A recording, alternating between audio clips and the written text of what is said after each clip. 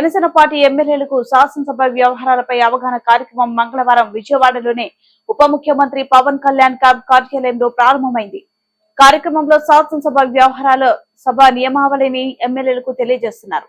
26వ తేదీ నుంచి పవన్ కళ్యాణ్ వారాహి అమ్మవారి దీక్ష రాష్ట్ర ఉప ముఖ్యమంత్రి పవన్ కళ్యాణ్ ఈ నెల 26వ తేదీ నుంచి వారాహి అమ్మవారి దీక్ష చేపట్టనున్నారు.